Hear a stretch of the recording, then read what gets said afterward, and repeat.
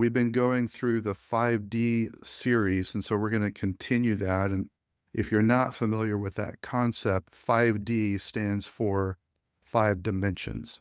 So this is a rubric that I use in my own recovery. I use this with men that I work with to try and understand better what's going on in the inner life. When we're experiencing something, let's map it. That and we are integrated people. We have interconnected parts according to scripture.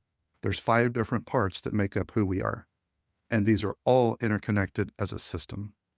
And a change in one part has an impact on all the other parts.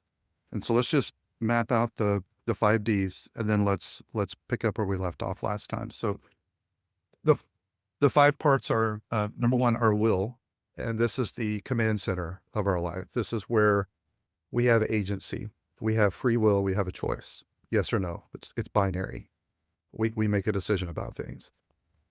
And the second part of who we are is our mind, which is comprised of 2 things, both thoughts and emotions that are often interconnected, but they take place, they live within the mind. And then there is the body. That's the third part of who we are. This is where our habits live. This is where our impulses, our desires, our drives, our hormones, our 5 senses, all of this is found within the physical aspect of who we are. And then we are created as interconnected social creatures. We do not thrive alone. We need relationships. And so the social part of who we are is comprised of both relationships and our environment, our culture around us.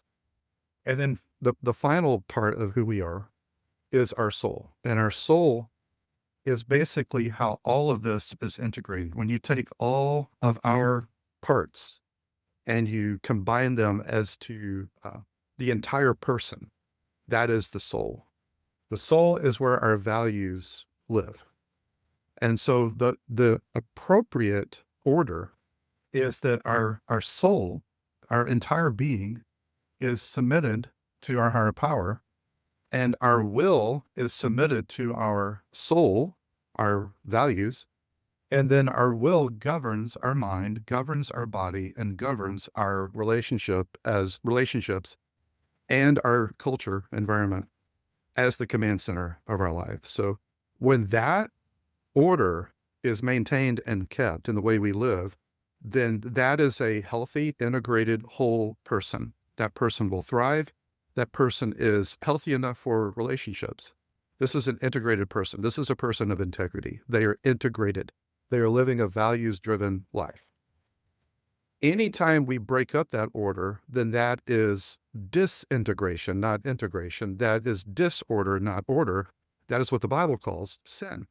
When we get this order out of whack, when we are submitted to anything else besides our higher power, we have a false center of our life, a false God or a false shepherd in our life.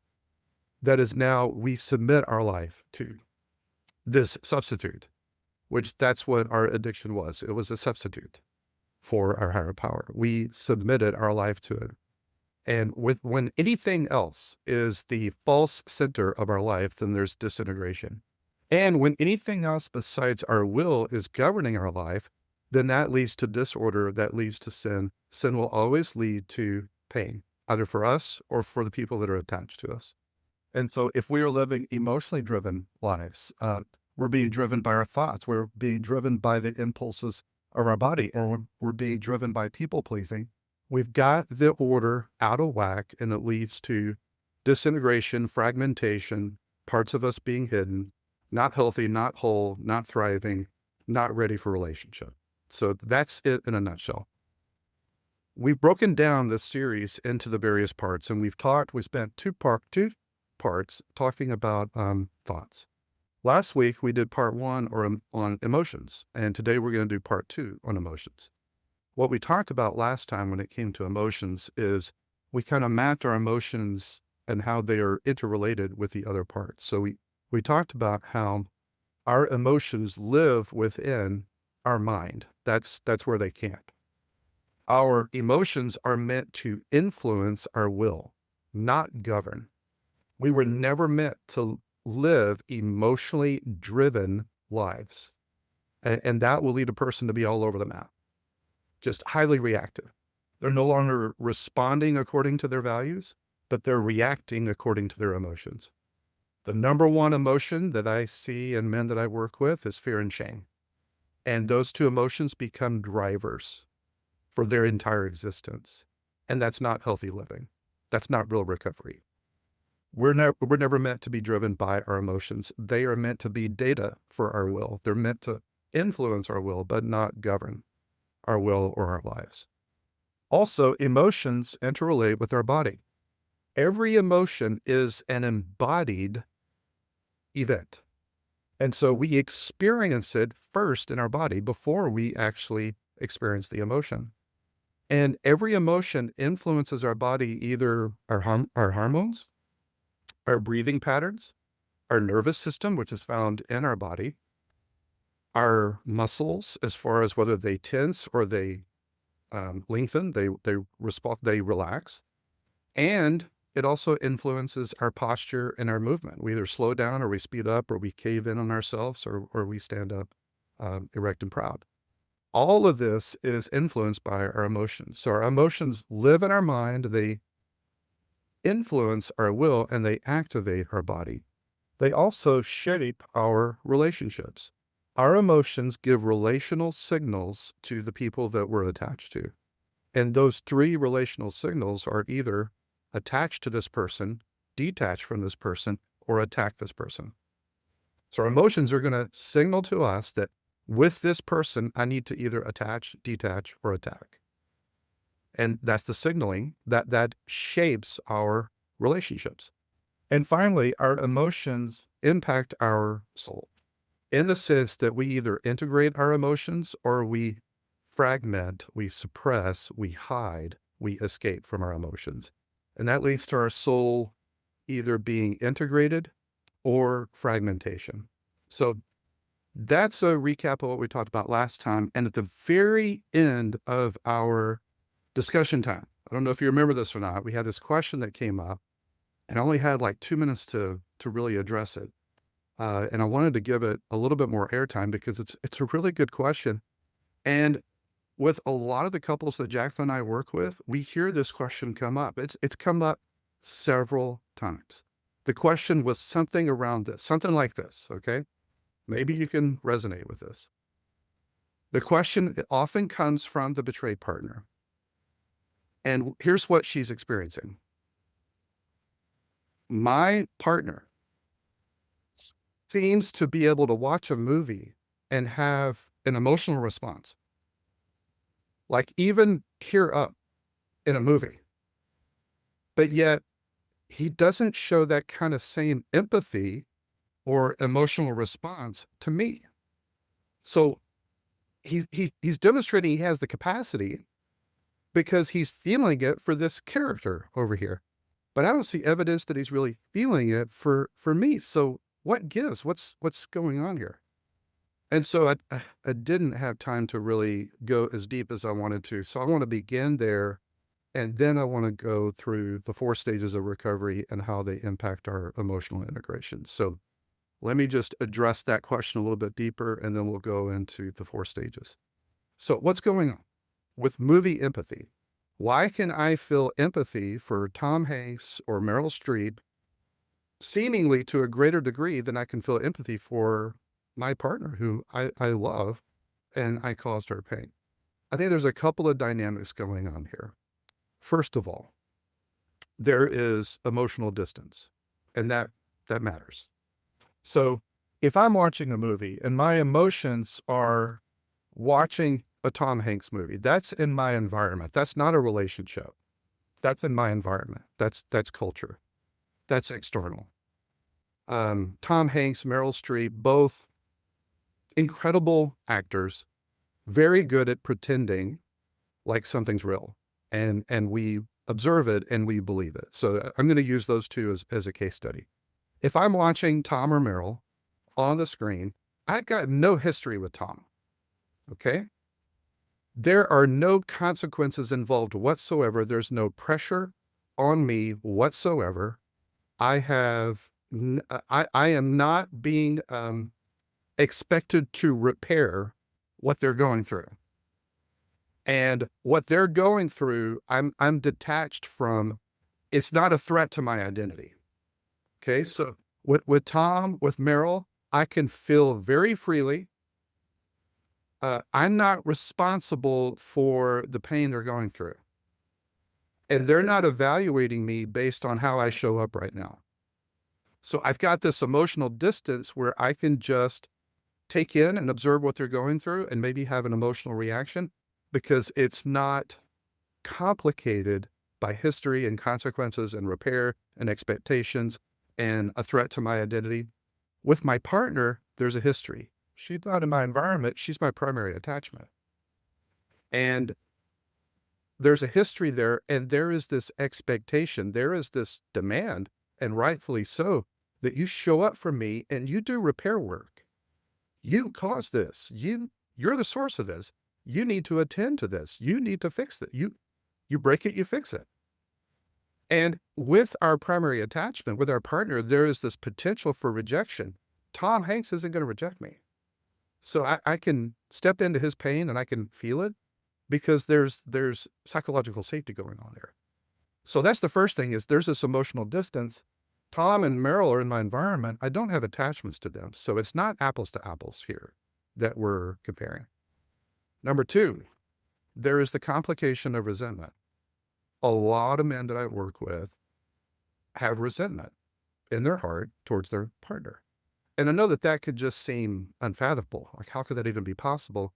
He is the perpetrator. She's the victim. If anyone should have just resentment in their heart, it would be the true victim here. How could the perpetrator have resentment? Well, anytime you have spent a good amount of time with another human being, there are going to be damage and harm and pain and infractions and injustices done where we men, I like to say as addicts, we were resentment factories. We could generate resentments towards anyone at just about any time.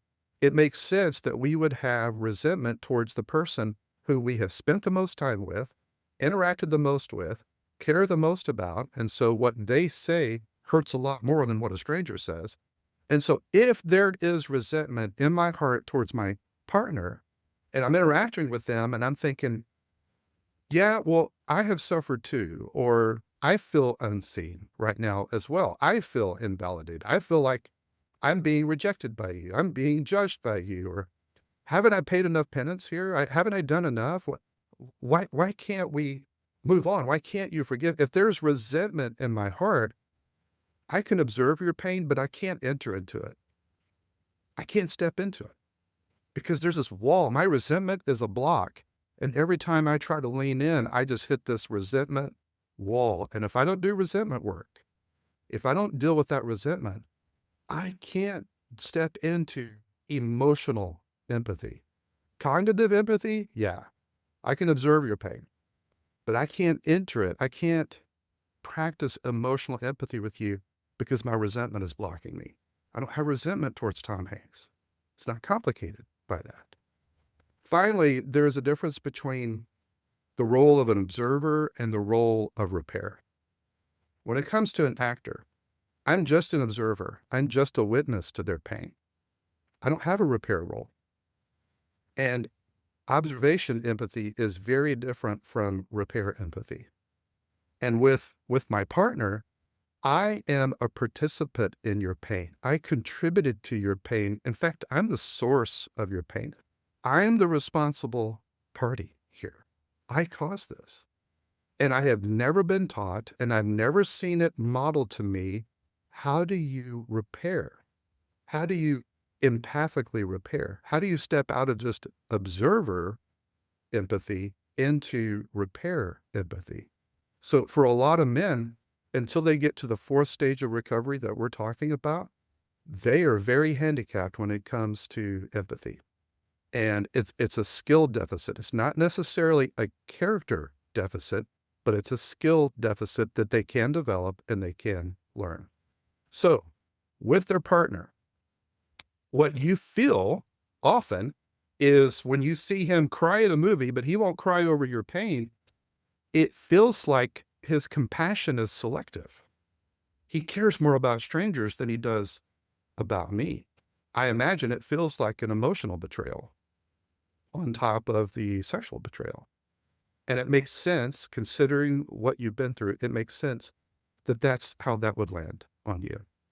But the fact is, he can feel the actor's pain because he's not responsible for it.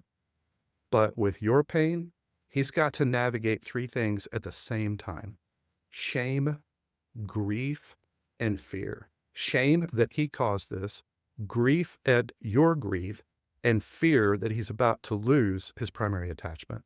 And until he is able to navigate those, it's going to be very difficult for him to have the repair empathy that we want him to have. So that's what I see going on with movie empathy, I like to call it. It's not apples to apples here. We're not talking about the same thing, but it makes sense that it would be so injurious for the partner. So let's address something that happens with a lot of the men that I work with, and that is they tell me, I'm not in touch with my emotions and I don't know how to get there. I feel nothing. I feel numb. And I don't know what to do about it. I want to tap into my emotions. I want to tap into her emotions, but I just feel emotionally stunted, emotionally immature, emotionally handicapped. I'm just numb.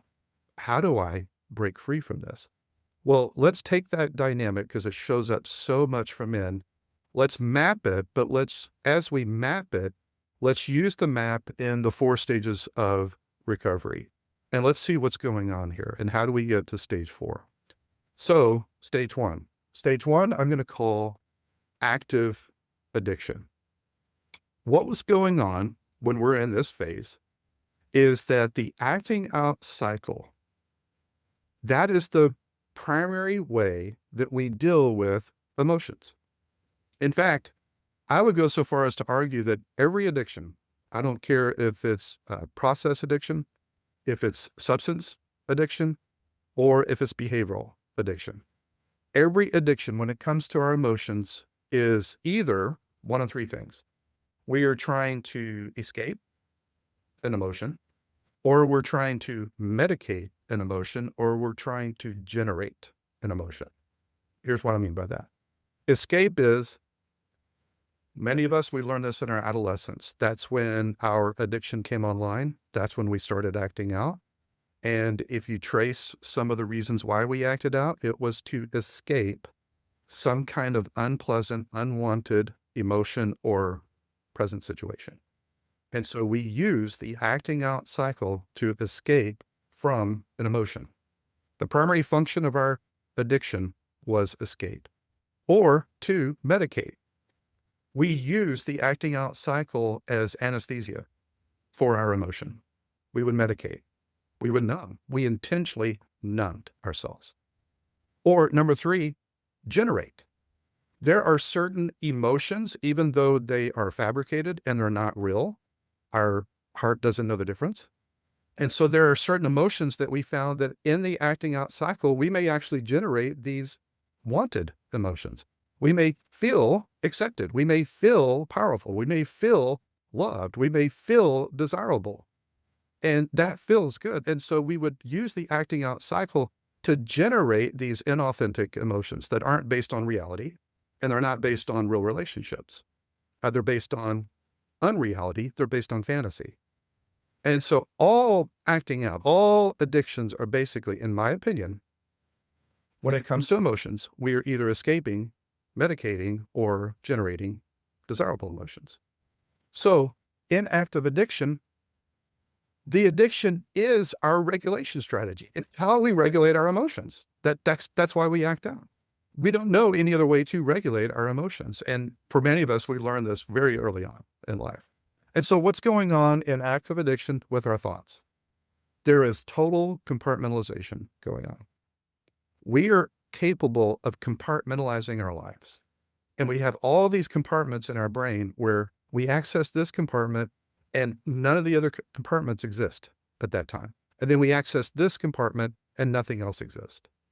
The other thing that goes on with our thoughts during active addiction is rationalization. What is rationalization? If I was to take this map and I was to try and plot Where does your conscious live? I would put it right about here.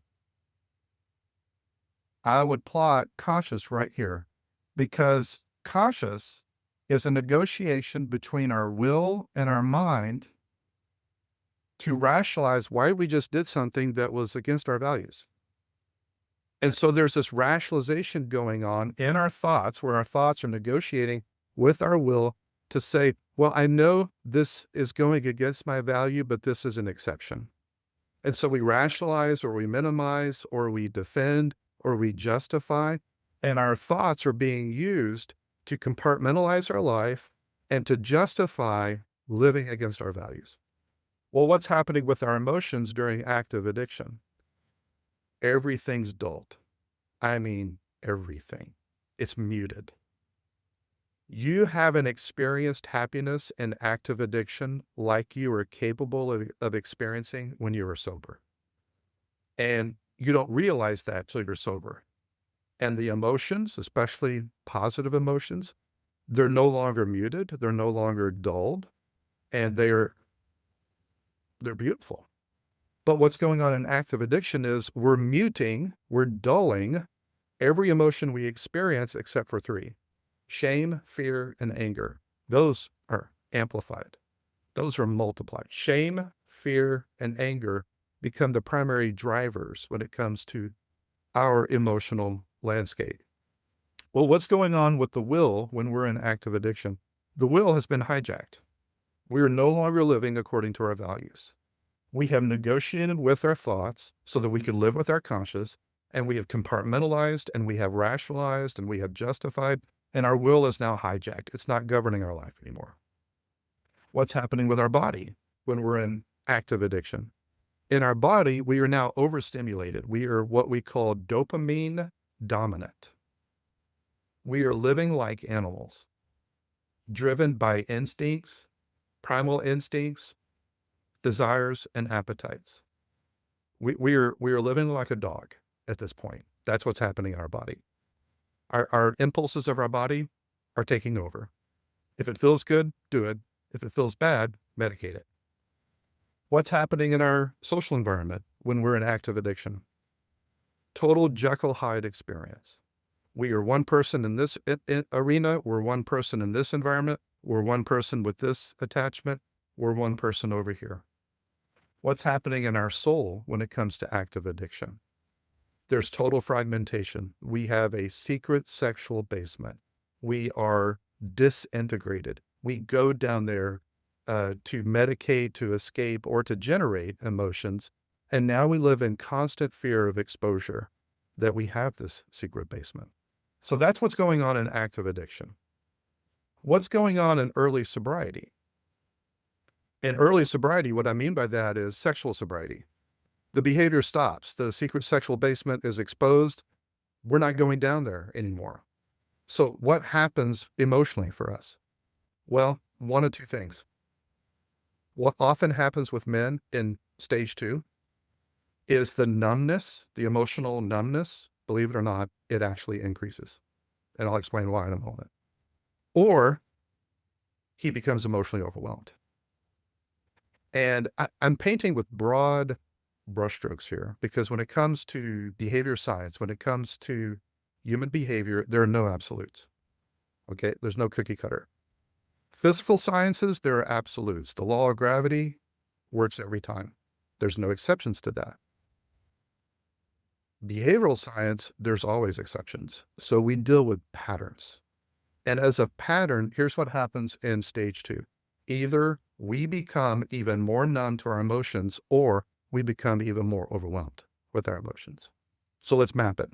In stage 2, early sobriety, by the way, what I mean by early sobriety, this is not a number of months. This is not a timeline. This is a stage. Just because you've been sober for 3 months doesn't mean that you're in stage 3. In fact, a lot of men get stuck in stage 2 and they never make it to stage 3. And so they're sexually sober, but we wouldn't call it real recovery. And I'll explain that in a moment. So just because you've been sober for 3 years doesn't mean that you're not still in early recovery. This is what it looks like. In the mind, with our thoughts, In early sobriety, when you're in that stage, you are hyper focused on the rules. You're really focused on the metrics and you want to get a good grade. So you become very compliant. And so you want to appease and please everyone. Your CSAT, your partner, your brothers in recovery. You just want to know what the rules are so I can follow them. And I want to know, how do I get an A? How do I get reassurance that I'm doing okay? And I just want to be compliant. And so when it comes to our emotions, they're either numbed to a greater degree or we're completely overwhelmed. Why is that? Because we're no longer acting out. What was acting out? It was how we escaped and medicated. It was our anesthesia. It was how we regulated emotions. Now emotions are showing up and we have no capacity. We've never experienced this emotion before, not to this degree of intensity before, and we're overwhelmed and we don't know what to do with it. So we may numb even further. We may suppress even further because of a lack of capacity, because we don't know what to do with it. Or we feel so overwhelmed that we become emotionally driven in our life. Our emotions are the loudest voice in our life, and they drive everything that we do, and we're reactive. We're not responsive, living according to our values yet. We're reactive because our emotions are all over the place, ever changing, and our partners don't know what version of us is going to show up because we're so overwhelmed. We're so dysregulated by our emotions. What's happening with our will? We become, in stage 2, we become externally driven. Just tell me what to do and I'll do it. That's what we'll say to our partners. That's what we'll say to our sponsor. That's what we'll say to our CSAT. Like, we're not intrinsically motivated. We are externally driven. Our will is now being submitted to the will of others. And I just want to please everyone. I just want you to tell me what to do. And I want to get an A. And so a lot of times this is when the partner begins to manage the recovery and they begin to monitor the recovery, and they're finding the CSAT and they're finding the groups and they're finding the coach and the therapist and the books and the podcast. And because he's become externally driven, just tell me what to do. I just want to meet everyone's expectations. What's happening to his body in stage 2? Dopamine crash. He went from dopamine dominant to dopamine crash. And this is why a lot of professionals in this space recommend a 90-day abstinence. It's to cleanse out all of the hormonal impact of the acting out cycle, especially the dopamine. And so it's a reset because he's going through this dopamine crash. His nervous system is often in phase 2, just constantly on fire, just totally flooded and dysregulated.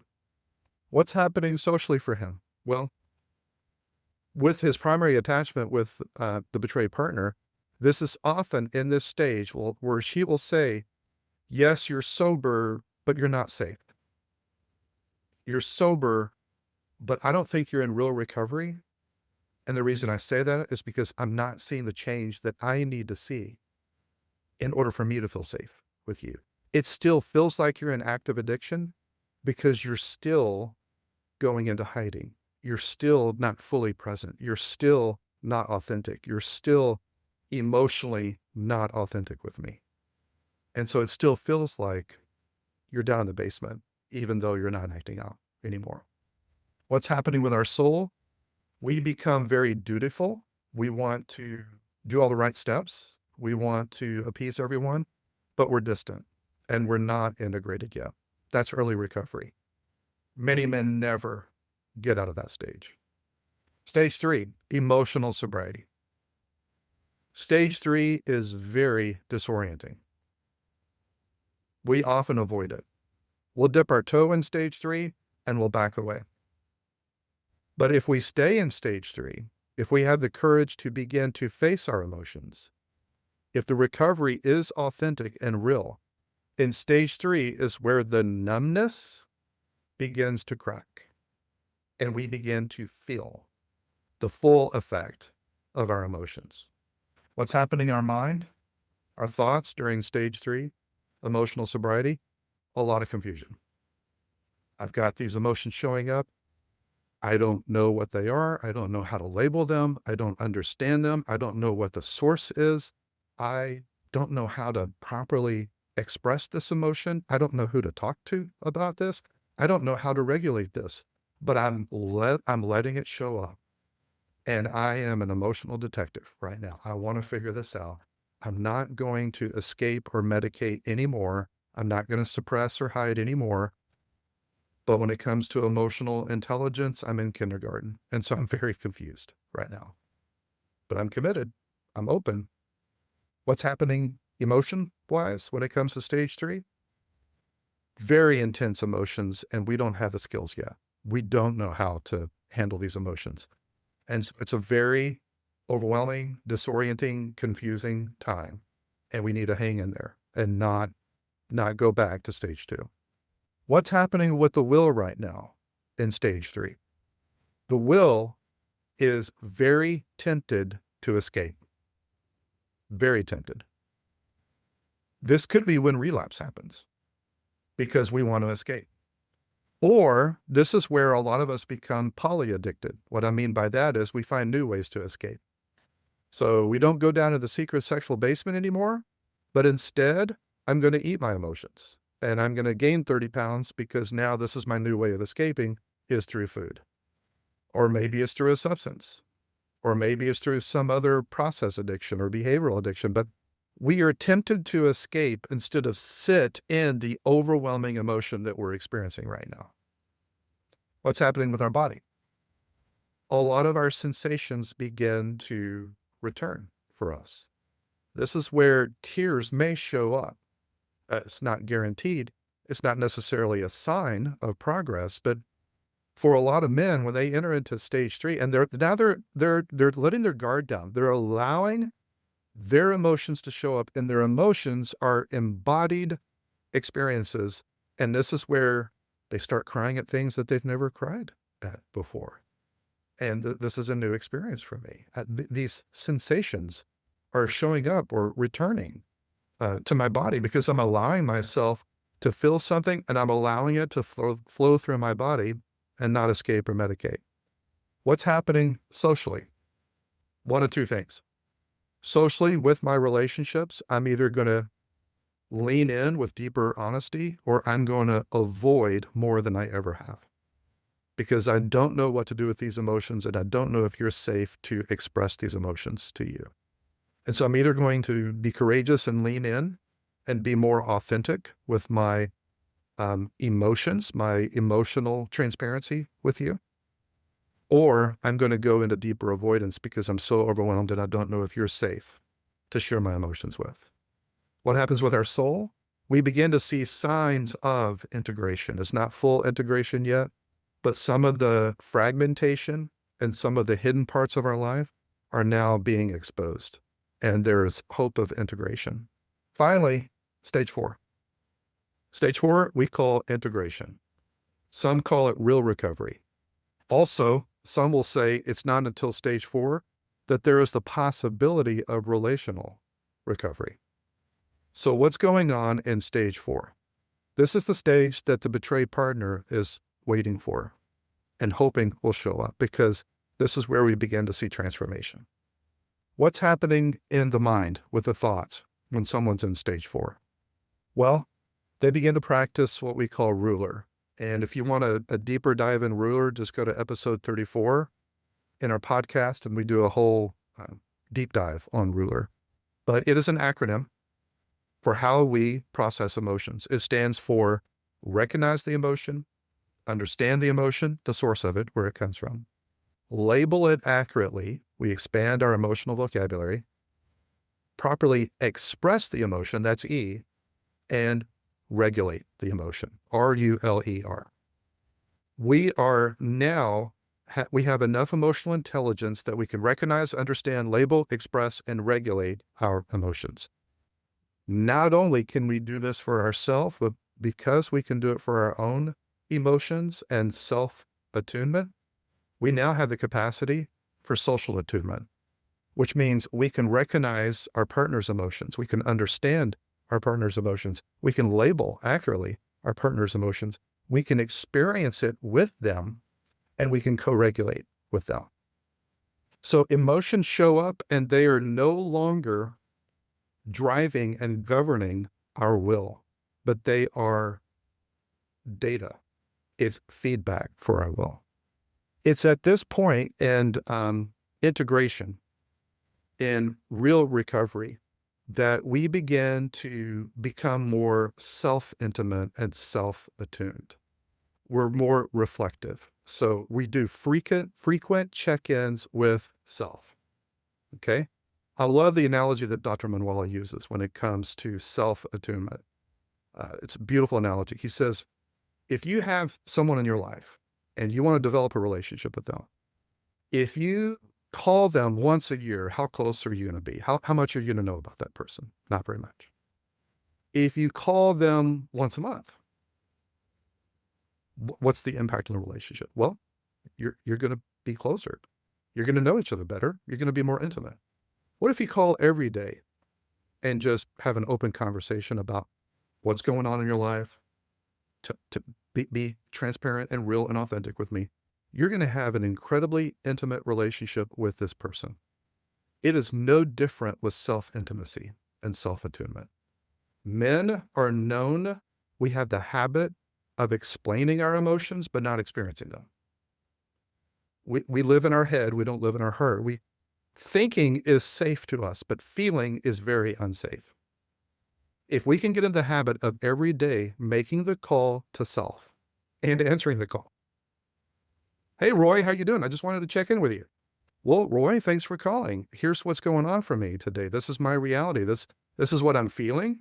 This is why I think I'm feeling it. I would label it this emotion. This is how I'm expressing it today. I'm not suppressing it. I'm expressing it. And this is how I'm regulating my nervous system so that this emotion doesn't govern my life. Well, thank you for sharing that with me. I feel like I know you even better. You make the call to self, you answer the call to self, you check in with self. That's self-attunement. When you build that skill with self, you're now ready for social attunement. When you can practice ruler on your own emotions, you can now help with the same 5 skills with your partner's emotions. So emotionally, you're naming your emotions, you're sharing your emotions, you're integrating your emotions into who you are. What happens in the will when you're in stage 4 recovery? You're now in alignment with your values. You're responding based on your values. You're not reacting based upon your emotions. What happens in your body when you're in real recovery, when you're in stage 4? In your body, you begin to recognize the signs of the emotions first in your body before you recognize it in your thoughts with your emotions. And now you know how to regulate your nervous system so that it's not fried all the time. And you can stay fully present with your partner and not collapse on yourself because of your nervous system. What's happening socially when you're in stage 4? Now you've identified safe relationships in your life where you can be seen, you can be fully seen, you can be fully transparent, you can share your emotions with the presence of another person, knowing that they will not judge you and they will not reject you. And now you are taking that which is internal and you're externalizing it in a safe relationship. That is emotional intimacy. That is emotional health. That's emotional sobriety. That's integration. No longer fragmented, but fully seen, fully known, fully accepted, fully loved. That's what's happening socially. What's happening with God when we're in stage 4? Now we begin to pray our emotions to God. We present them to God, and He defines reality for us. Our emotions don't define reality. He defines reality for us. So we process our emotions here. We feel them here. We are informed, but not governed by them here. We are seen here, and we respond according to our values. Is not fully possible until we reach this 4th stage, where we have self-attunement. Now we can be socially attuned. His lack of empathy does not mean that he doesn't care, but it does mean that he doesn't have the capacity yet. And he needs to get to stage 4 so that he can show up for you with true emotional empathy, not just cognitive empathy. So let me end right quick with spiritual practices that I have found help me with integration. How do I integrate my emotions? And let me just share 4 with you really quick. Number 1, it's called the spiritual practice of lament. What is lament? Lament is taking some of the psalms that are called lament psalms and praying our emotions to God. Emotions need to be presented to a presence, a safe presence. That can be self, that can be an attachment, that can be God. Lament, which let me give you 4 psalms that have lament in them. Psalm 13, Psalm 42, Psalm 88, and one that Jesus practiced on the cross, Psalm 22. He practiced lament. He prayed his emotion. He prayed one of the laments on the cross when he was hanging there, and he said, "My God, why have you forsaken me?" He was praying Psalm 22. So one of the ways that you can present your emotions to God is to use the emotional regulation handbook of the ancient Hebrew people, which is called the Book of Psalms. And those 4 in particular are laments where we're crying out some of our painful emotions to God, presenting them to him. Second spiritual practice is what I call breath prayer.